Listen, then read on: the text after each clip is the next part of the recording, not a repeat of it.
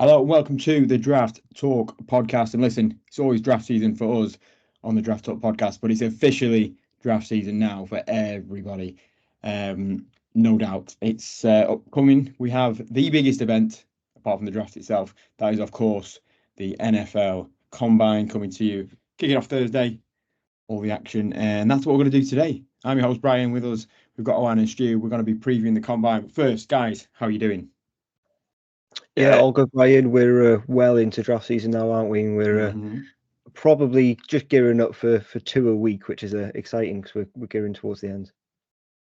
Yeah, I think it's just when people who maybe not quite so much into the draft, maybe in other areas of football and stuff, they start picking up a little bit of notice when Combine comes around. It's starting to get a bit serious. Teams are talking to players. Senior Bowl's done, Shrine Bowl's done, all those kind of all-star games. It's getting down to the minutiae, the measurements, all these kind of things now, and it's starting to get a little bit exciting. It's starting to get that feel that the draft's coming fairly soon around the corner. Absolutely. So yes, that's cracking. Over 300 prospects are heading over to Indy to show off their skills, have interviews, etc. All fun and games. So guys, who let's start off. Who big names are you looking for? Someone you're going to be keeping an eye out for? Go on, Stu, let you start. Yeah, interesting to see if one of the edge players, Chop Robinson, I think he's somebody who's been talked about a lot as a potential workout warrior. I think that I'm not going to give too much away. I've not been as high on Chop Robinson as maybe some people have, but I think there's a lot of things that people are going to look at. I think he's going to test off the charts and all sorts of metrics, not simply just straight line speed. I think that he could, if he tests through the roof, we've seen it before, these really athletic players, it really sharpens people's mind's eye to what they could be in the future. And I think that's maybe what people are looking for. So I'm definitely going to keep an eye out for Chop Robinson, not only in the 40, which I think is probably less important for some of the edge rushers, but the agility drills, the three cone, looking at his vertical and his looking at his power profile and things as well. Broad jump, yeah. Chop Robinson's definitely one that jumps off the screen early doors for me. Yeah, he's got to be the biggest, especially on defense, the biggest one, the person who can maybe rise his stock the most, because his tape isn't first round grade tape, but what you're buying in with Chop Robinson, and always has been, to be fair, is traits. He didn't have the 2023, so he didn't take the jump in 2023 that we thought he would, which means that you're buying into traits again, and he doesn't have kind of that the diverse pass rush that you'd want. He isn't polished coming out, which means that whoever takes him really needs to have a plan of how they're going to use him. So I could see him going to a team who doesn't necessarily need an impact right away, who's thinking, right, we've got the coaches that if I give them this ball of clay, this athletic freak, that they can mold into something. So I'm thinking of something like a team like the Eagles, who constantly do this, and they'll take athletes and turn them around. So I'd be looking for that type of team with Chop Robinson. But yeah, he has the athleticism to blow everyone else out the water at the combine. Another edge rusher, while we're on them, that I'm keen to look at is Austin Booker from Kansas, who hasn't had a whole lot of love, but was extremely productive in 2023.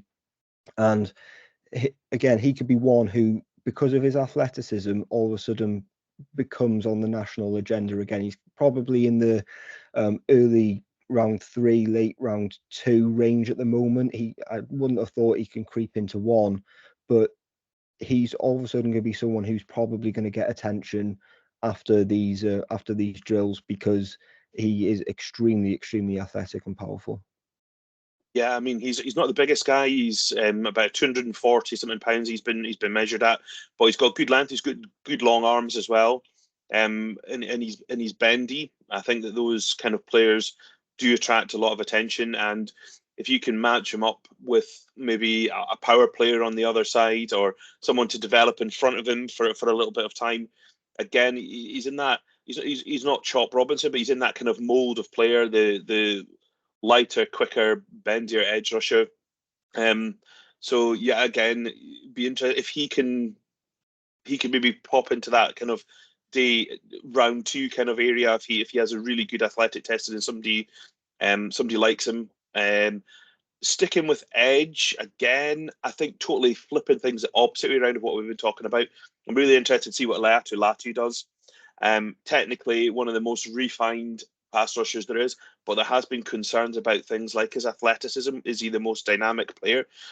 If he tests good, he doesn't have to test great, I don't think.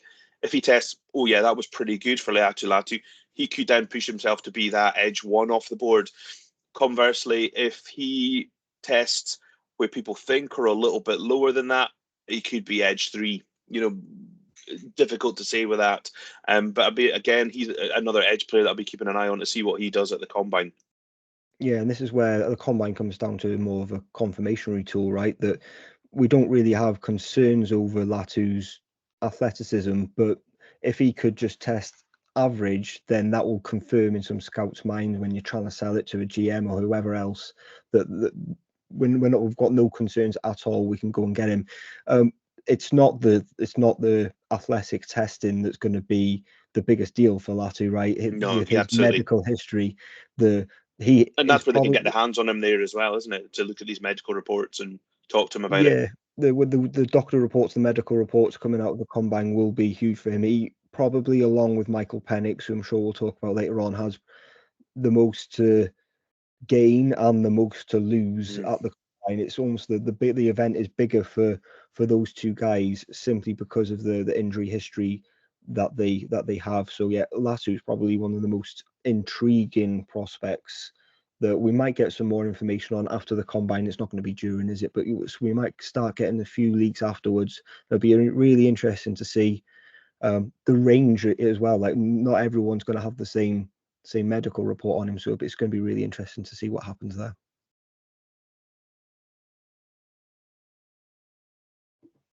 Yeah, like you say, it's not just the athletic testing, although it is fun, isn't it? The underwear Olympics, as they call it. What's not to love? It's like you say, they're getting their hands on him physically and mentally. Having an interview, and we'll see afterwards how people stock rise and fall based on those interviews and the rumours that you get from teams. But you mentioned a couple of a few defensive players there. Anyone on the offensive? I know there's a few guys that are definitely going to be aiming for some serious 40 times. Yeah, one for me is a wide receiver that I like. And it'd be interesting to see how fast he can run, which is Roman Wilson, the wide receiver from Michigan. There's been, I think that most people think round 2 is probably Roman Wilson's. But I have seen him in some mocks scraping into the bottom end of round 1 because teams love his athletic ability and the sheer speed that he can have as a field stretcher. If he can run in that low 4.3s, I think that will just give him maybe the edge on some other people who are considered that position. If you're a team that's looking for, if you've got these either big-bodied guys or those guys who win across the middle of the field, someone to stretch the field vertically, it'd be interesting to see how fast he can go. And also, again, with his agility drills, and if he tests at the top end of his ability, that could tip the conversation in a certain direction for him. Yeah, he's one of those players that the league seems to be higher on than everyone else, and it's almost the media and on fans catching up to where the NFL is on Roman Wilson rather than the other way around. And this is where you don't scout just using the combine and data, but it's one of those where he has much better athleticism than people realize. And once they do, which the combine is able to do, that it could be that kind of levels out. And yeah, he's a round 2 player all day long. And the wide receivers in general they always are, I think, but this season especially are one of the most exciting position groups to watch at the combine because there's just plenty of depth. So there's going to be some players down the board that fans at home, they're going to go, who? He's just run a 4.2, and all of a sudden the conversation's going to start for these guys. And then you've got the ones at the top who, at another league, really. Marvin Harrison Jr. is not going to participate. We're yet to hear when we're recording about some of the others. I'm interested to see what Rome Odunze does. because he's one of those that I think is a lot more athletic than he is given credit for. So I could think if he runs quickly or has an explosive jump, then people go, oh, he is a lot closer to Malik Neighbours at 2, or even Marvin Harrison at 1 at the top there. And yet we don't know what Malik Neighbours is going to do. I would be surprised if all these guys end up going and running, because especially from Malik Neighbours, I don't know what you gain from it, considering you're already seen as a top 5 prospect in this class.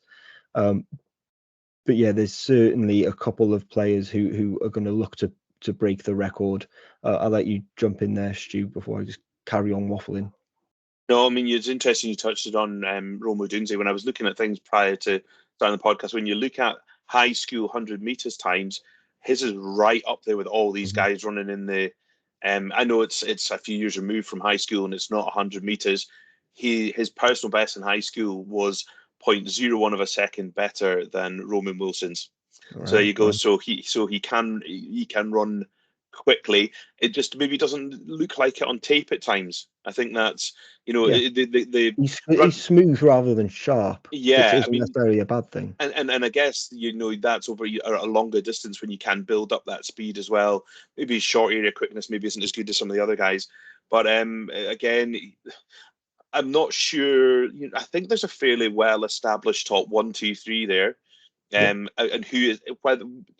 Not necessarily. Well, I think we all know who won it. There might be some debate on 2 and 3, in circles. But those guys, everyone below them, I think there's a lot of shuffling that can be around, and it might be that a good showing at the combine tilts somebody just slightly in favour of somebody else. As again we'd say that the combine isn't. You shouldn't base everything on the combine, but if you're splitting hairs. And at some of these players, you really are going to be, if you can say, well, this guy actually can jump higher, or he's got that little bit more speed, and he shows up well in that, and he shows up well in his pro day as well. It could tip the favour for some of these guys. So there's a real cluster, I think, after that 1, 2, 3, who could be all vying for positions. And I think the bit that we don't see of the combine is often the most important, interesting part, and it's the stories that come out after the combine, that might determine the fate of some of these guys. Yeah, absolutely. Because I was thinking then, as you were speaking, Stu, that Brian Thomas Jr. from LSU is probably a top 20 pick at receiver, is an absolute blazer. But we already know how quick he is. If he goes and runs a 4.3, then that's not going to move the needle for him. Whereas someone from who he thinks a bit slower runs a 4.3, it's all of a sudden they're being viewed differently. So this is how you can't. It's a spectacle, but you can't use the data like that. It needs to be a confirmation. So we'll go like, oh, this guy's quick and he looks quick on tape. It's more concerning actually when a player isn't quick and they run quick, and it's why hasn't that translated on the football field? So it's not necessarily always in a positive way that it affects their stock. Yeah, absolutely right. And I think sometimes we're all caught up on who can run a 4.2 something. Yeah. A 4.3 by one player could be less impressive than someone else running a 4.41, for example, just on body type, on what you see as well. So I think teams don't just look at, okay, he's the fastest, he's the best. If you think about, if you think someone's going to run that quickly and they run that quickly, that's okay. They've told us who they are. And again, as you pointed out, if they run that quickly, but they don't, why have they not run that quickly before? Have they changed something? Are they playing in a different manner? These are all things that have to be teased out behind closed doors, I think. Right. And these players, some of them anyway, well, they've been training for weeks just to run a 40-yard dash, when there's no way you're going to be running like that in the NFL. So it's not always translatable either. How many players have we seen run a 4.2 and go absolutely nowhere in the league? Saying that, though, there's probably a couple who can run a 4.2. Xavier Worthy from Texas being one of them, who's an absolute blazer. And then a sneaky name to look out for, who many people might not have heard of, is Anthony Gold from Oregon State, who could well run in the 4.2s as a kind of a late round pick. It would then be interesting to see how that affects the narrative around him, but I wouldn't be moving him too far. But he is extremely quick, and I wouldn't be surprised if he runs something in the 4.2s.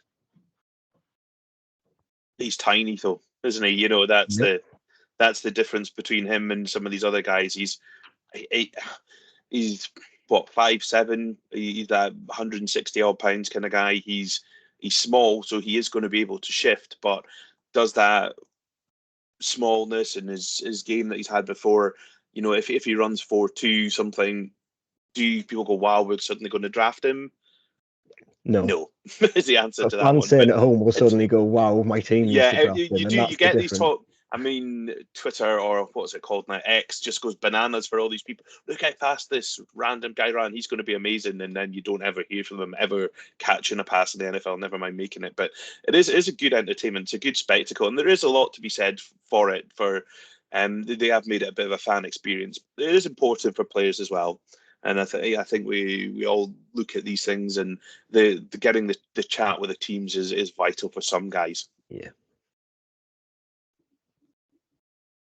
Absolutely. Now, top player probably in the whole draft, Caleb Williams. He's not going to be doing much this weekend, but there's still plenty of other quarterbacks headed down there.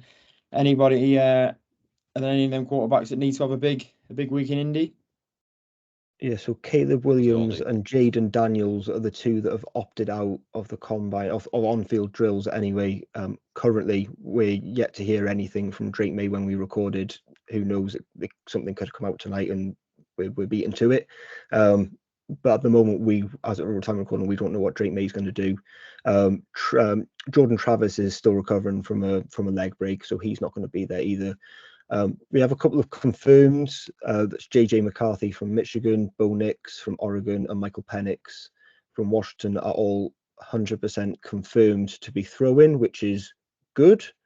And that's probably where watching those throw side by side is going to be interesting. We saw it last year. It's not very often it happens now. More and more quarterbacks opt out, don't they, when they know they're going to be a high pick. But last year you had Stroud, Richardson, and Levis all throwing next to each other, and it was really interesting to watch them one after another throw at the combine. So it's going to be interesting with these guys if any of them can separate themselves. But the stock hasn't been higher for JJ McCarthy, and he's probably got the most to lose out of all of them.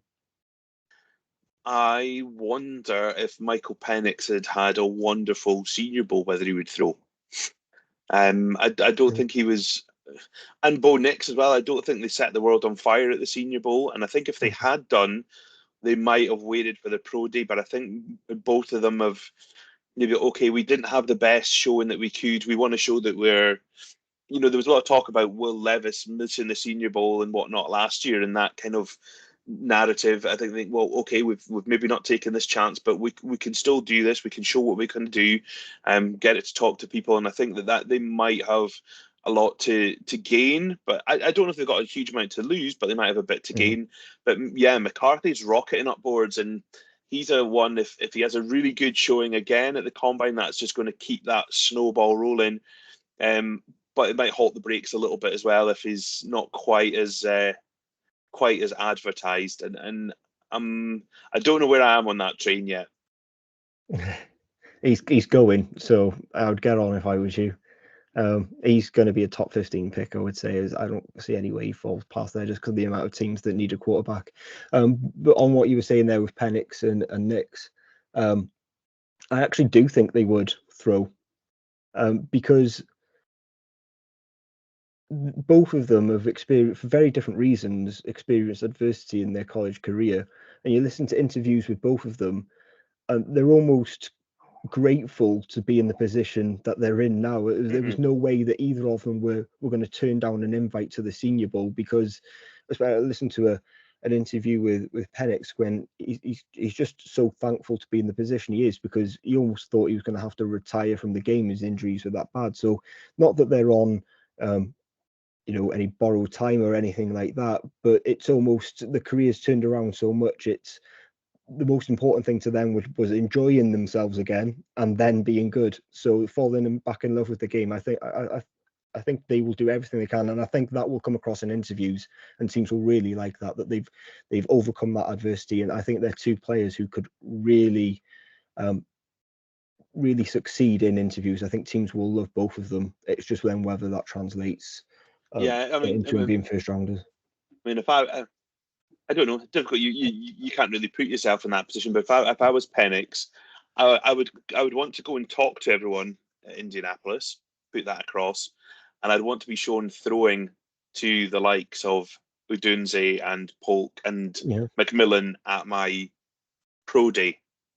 When you've got, because at the combine, he could be just thrown to total randoms. He could not get the right concept, run the wrong way, and it makes him look like he's missing throws and whatnot. Where if you're throwing to your guys, you're all on the same page. So I don't know if that would be that's a route I would take, but I'm not a quarterback and I'm never going to be a quarterback. But it's a difficult one for these guys, isn't it? Because they're sometimes between a rock and a hard place. Because if you go somewhere and you do poorly, the narrative can flip quite quickly. But if you have a great show, and again, momentum does build. Momentum into a draft is a thing. We've seen it before. And if you can keep up that good momentum, then who knows where it could end. It'll be interesting to watch these guys though.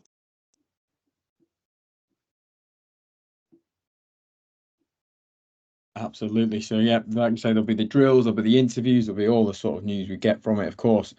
Not next week after we start getting the free agency, we're already getting the players are getting tagged in the NFL. So that'll slightly change the picture on the draft and what teams are looking for. But it's going to be an exciting weekend. It's definitely plenty to talk about in next week's pod, and maybe even a mock. But before we get there, guys, any other names to throw out there, guys? You really want to see, or guys you think you might get found out there? I would just want to touch on the cornerback class, which is yet to settle down. Really, we're talking about who's going to be in your top 5s, top 10s, whatever. It's extremely volatile there in terms of placings. So I think that's going to be a really intriguing group to watch. Quinyon Mitchell, I think, is going to absolutely destroy the combine. He's ascending like crazy at the moment. Again, looks like one of those players who could go in the top 20. Could he carry on his ascension? Probably. Terrion Arnold looks to be the top guy at the moment. He's extremely athletic anyway, but if he's likely to just confirm that, the same with Nate Wiggins from Clemson. The guy, though, that I'm really intrigued to see for the other reason is Kool-Aid McKinstry, just to see how close he can maybe get to some of these guys who are more athletic. And if one of those, like we were speaking before, if he can come anywhere close to his teammate Terrion Arnold, then that's going to do him wonders in terms of teams comparing the two of them, because at the moment Terrion Arnold is seen as the superior athlete. So if Kool-Aid could come anywhere near him, that would really boost his stock, because he's faded since the summer and he's now looking like a back end of the first rounder. So it'd be interesting to see if he can kind of rescue some of his fading stock there. Yeah, I think that's an interesting comparison, those two, because for me, I think you're right. Arnold looks the better athlete, but I think McKinstry is the better football player.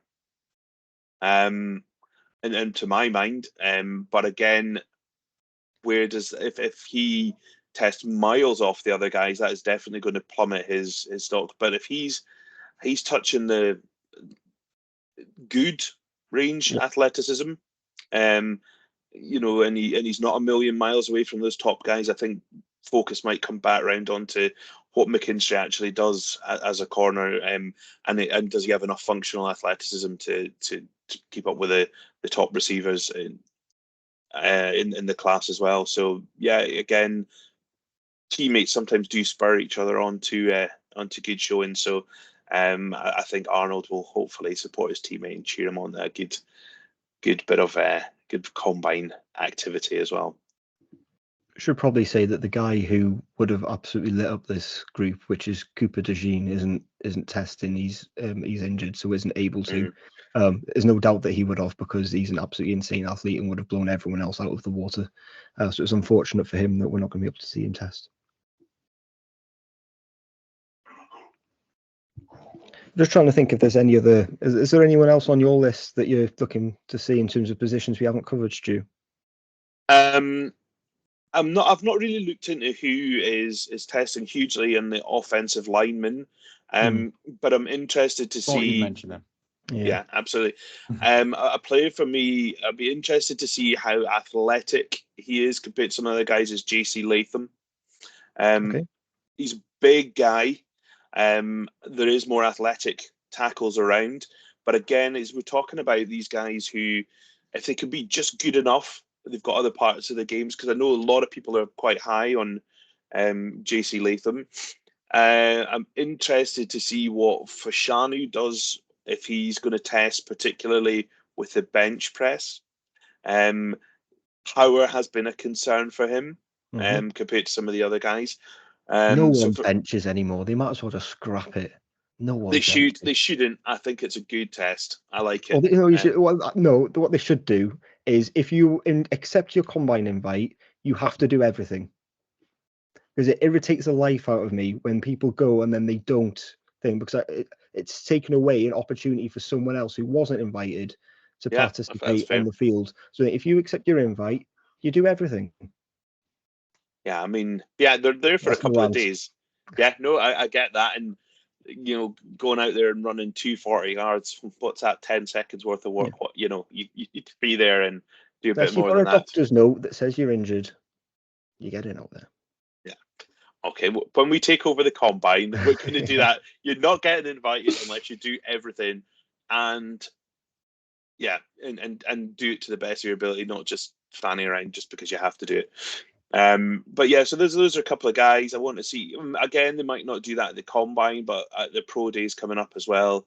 Obviously, with a focus on offensive, there's a lot of good ones this year. Again, we're looking at splitting hairs at times, and that when you're deciding between two people, it can make a difference what their athletic profile looks like. Yeah, Tyler Guyton is one of those who's ascending at the moment, had a really good Senior Bowl. He's going to test well. He's going to test well, and he's sort of like someone you run about with JC Latham, who could challenge him. That's a name. I don't know what's happening with Amarius Mims. That's maybe something we'll hear nearer to the time, because he has had an ankle injury. Mm-hmm. So whether he'll test or not, I guess I think he was recovering well, but I'm not sure where he is with that. But if he's recovered, he is one who will test like a freak as well. I think that's a really difficult one for particularly offensive linemen who've been injured, because they do carry that size, and if they've not been at full pelt, if they've put on a bit of weight, which they can do when they're not fully training, that can really slow them down. I do wonder if you're not particularly, as an offensive lineman, if you've not been 100%, whether it is worth your time. It's not worth the running. You could do the on-field practice bits that they do, the drills, but you don't necessarily have to do the explosive testing. I would agree with you there. So some can get excused then if you're in charge. Yeah, but you need a doctor's note for that. Yeah, you need a doctor's note. He's coming off an injury, remember? Yeah, we'll let him. Good stuff. Well, now you know what's happening this combine, what will happen at the future combine that we control, and plenty of stuff in between. But guys, I think there's anyone else you want to throw out there quickly? No, but one last name if you want one last one is a linebacker. We never talk about linebackers. Peyton Wilson, who has had really bad injuries throughout his career.